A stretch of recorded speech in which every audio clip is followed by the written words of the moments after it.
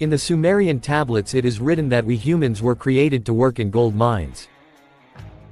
Supposedly, gold dust is repairing the planets of our creators. This thesis seems a bit absurd to me. A race that had the technology to create humans could certainly create another world for themselves, and of course there is the possibility that this world could be like that. Anyway, without getting off topic, let me tell you what I think is the purpose of our creation. At first I thought they created us because they wanted to use us as slaves. This is actually true to some extent, because its reflection has continued in this way until today, and even now some people may be exploiting us by making us work as slaves.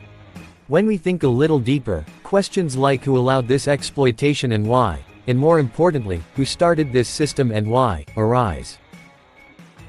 I think someone is after the electricity we carry and produce inside us. We carry a current inside us, even if it is low voltage. A human being produces around 40 watts of electricity. If you multiply this by 8 billion, it makes 320 billion watts of electricity. Imagine if this energy could be stored somewhere. This amount may seem low for just one world, but what if there are millions more than this world field? Isn't it a tremendous power? What can't be done with this power? For example, a new sun could be built, energized, and made to illuminate the world forever. Yes, a question mark has formed in your mind, hasn't it? What if we actually did harness the light of the sun, moon and stars, as in Tesla's wireless electricity model?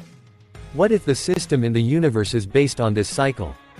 What if there are millions of other worlds like ours and they work this way? You can imagine the power our owners have in their hands. If your hatred could be turned into electricity, it would light up the whole world, said Nikola Tesla. I don't know if he said this metaphorically or if such a technology really exists, but negative energy really does spread and sometimes reaches social dimensions. That's when collapses become inevitable. You may remember the TV news of people putting light bulbs in their mouths and lighting them up. If these are true, then wouldn't my theory here also be true? We need to solve this whole wireless electricity issue immediately before our owners come to harvest us. Maybe we can get a clue that will help us break this cycle. We may end up dying in a hotel room like Tesla, but at least we'll have found the answer to a big riddle. The available religious and scientific data partially confirm that we may have been created for a purpose, but as the religious community claims, God, who has infinite mercy, could not have created us to love and caress us. If that were the case, he would be among us and would let us know. I think it is necessary to get rid of these religious tales and re-watch the Matrix series with an independent perspective.